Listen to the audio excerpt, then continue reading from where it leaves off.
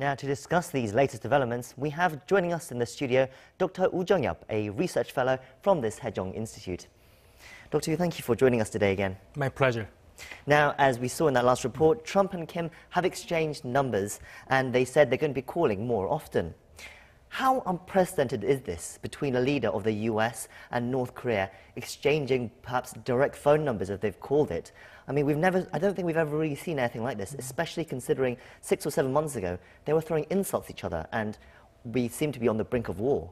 Yeah, as we saw last week that the US president first met in the history the North Korean leader, and that is also unprecedented. And the thing that they exchanged the phone number is that they show the trust, and they try to building the trust between two, and they have a mechanism to solve a problem if some issues arise between themselves. So I think that this is a good start for the relations between two countries, and also good for the security measures in Korean Peninsula.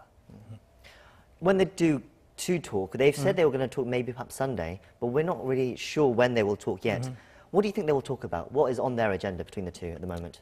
During the press conference last week, President Trump mentioned that North Korean leader Kim Jong-un is going to take measure as soon as he arrives in Pyongyang.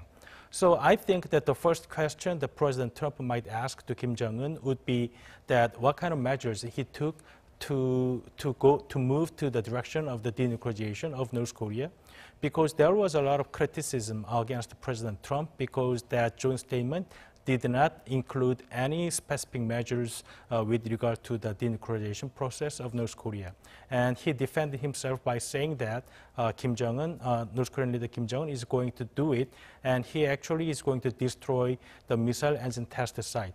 So I think that the first thing that they're going to discuss is about how North Korean leader Kim Jong-un is take the measures to move to the denuclearization of North Korea. So they're looking to try and make progress on what they agreed in Singapore, I guess. On that front, there's also supposedly working-level talks between North Korea and the US, supposedly happening this week. That's what US Secretary of State Mike Pompeo suggested. What do you think they will talk about when the Mike Pompeo meets with the North Korean counterparts as well? Is it just an extension of what Trump and Kim Jong-un talk about, or will it be certain? What do you expect them to? What details do you expect them to talk about? Yeah, joint statement signed by two leaders included the part that the U.S. and the North Korea is going to have expedited negotiations for the elements that were agreed by two sides. And I think it will take more time, because now the State Department of the United States lack of personnel in the line of East Asia and the Korean part. So I think the first thing that the United States has to do is to fill those vacant spots. And once they start to have a talk with North Korea, I think the first thing that they have to do is to set up a deadline for the negotiation. As we saw in Iran nuclear deal with the P5+1 countries, they set up a deadline for the negotiation for like 6 months. So I think that to remove any uncertainties about these negotiations between two countries, I think that they have to decide what's the deadline for the negotiation. Then they can talk about what kind of roadmap that they can agree to the denuclearization process of North Korea. One of the other most controversial results that came out of the Singapore summit was for Trump to announce that he would be ending the joint South Korea-US military drills. Now, President Moon Jae-in has since said that they will announce their stance on this matter soon, but they haven't revealed it quite yet. What can we expect, and what do you think what do you think will really happen? Though many don't agree with the reasons why President Trump wanted to suspend the joint military deals between two allies, which he mentioned that that is expensive and provocative. But I think that to to show some trust and some good faith to North Korea that it can be suspended for the time while the serious negotiation is continuing between North Korea and the United States. And President Trump also mentioned during the press conference that as long as North Korea is serious in negotiation, he can suspend the military drills. So I think that the Ulchi Freedom Guardian, which is scheduled to held in August, can be suspended for the time being. And I think that two countries are going to discuss what kind of exercises can be further suspended for the sake of the negotiation between the United States and North Korea. There are reports coming out as well that Seoul is looking to agree on a snapback clause. Now, what that means is that would allow the drills to be restarted immediately should North Korea show any signs that they're not taking steps towards denuclearization. What do you think of this kind of clause? So President Trump also mentioned during the press conference that the joint military drills is going to get back as scheduled if North Korea is not serious about the negotiation. And the ambassador to Korea nominee, Admiral Harris, also mentioned during the hearings that this is the mechanism to check the seriousness of North Korea in their part to the negotiation.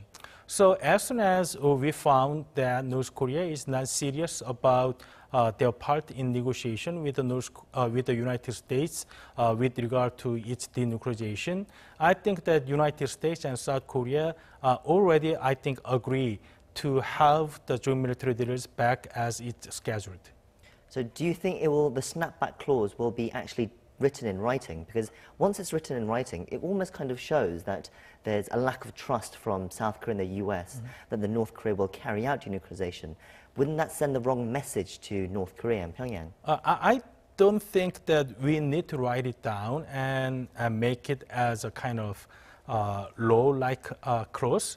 But the thing important for this is that we have to send a message to North Korea that you have to be serious about the negotiation because we are doing this in good faith. So you have to return in good faith. So I think that United States and South Korea agreed to suspend the joint military drills as long as North Korea is serious in negotiation. So automatically, if we found that North Korea is not serious, then we can have the joint militaries back again. Now, one of the things that was happening today was the two Koreas held talks over the sporting ventures that they're going to have. Next, on Friday, they're also going to meet to talk about the separated family reunions.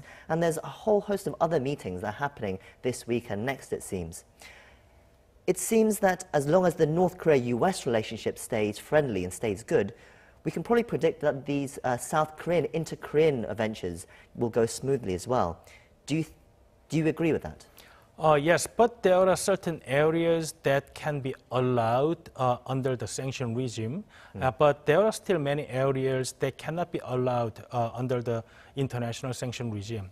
So like sporting event and family reunion can be done even under the international sanction imposed on North Korea.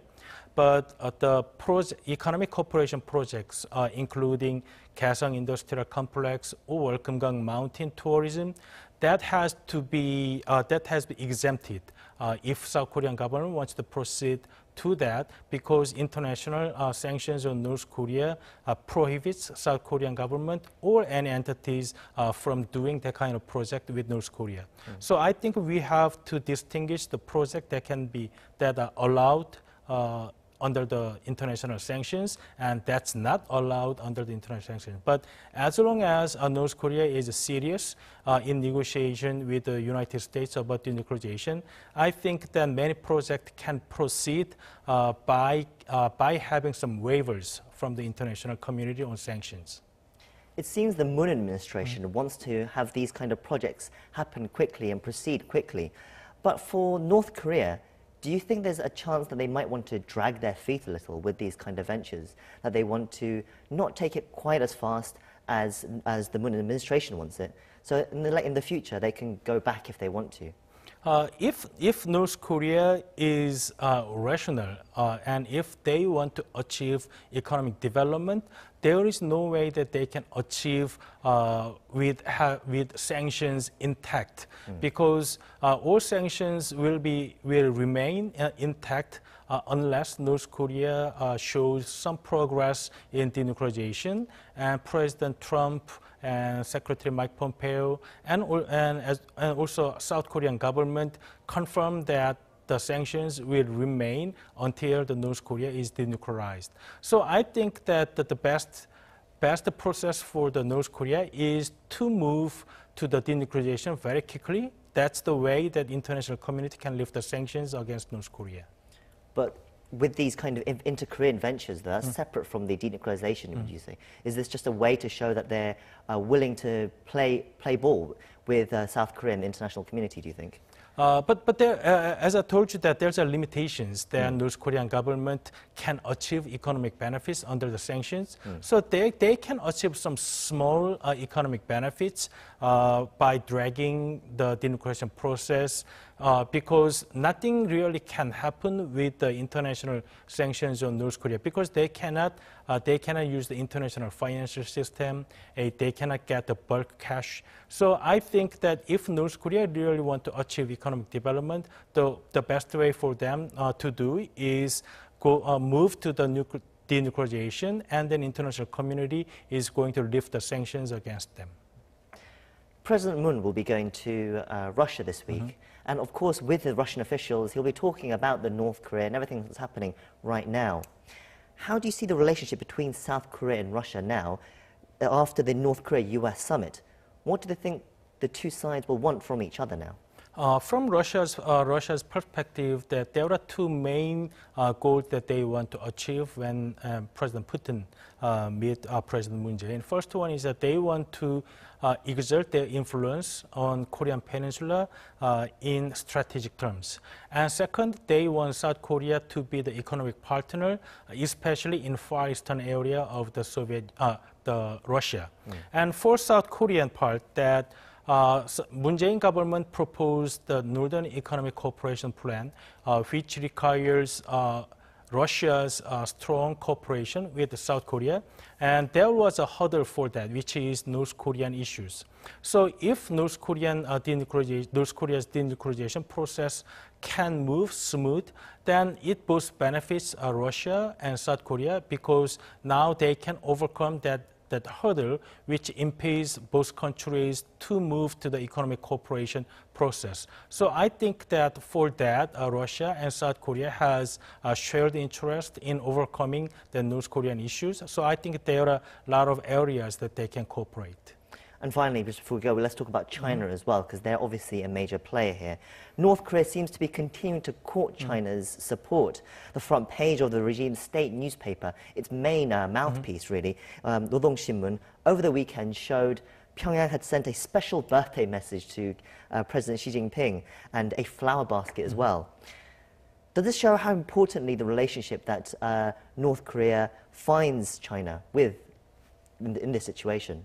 I think that the real negotiation between the United States and North Korea about denuclearization of North Korea is going to start very soon. And for that, North Korea needs its strong ally, because for the denuclearization process and the sanctions remain intact, North Korea's negotiation position is weaker than the United States. So I think that North Korea needs China ever than before.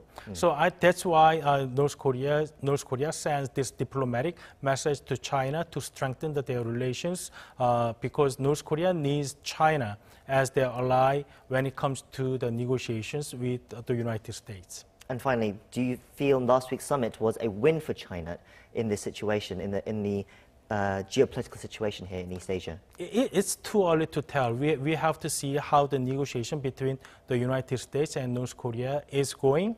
So by North Korea, by that negotiation, we can retrospectively assess the success or failure of the summit last week in Singapore. Well, thank you for your time, Dr. Wu. It's always great to have you with us here today. Thank you.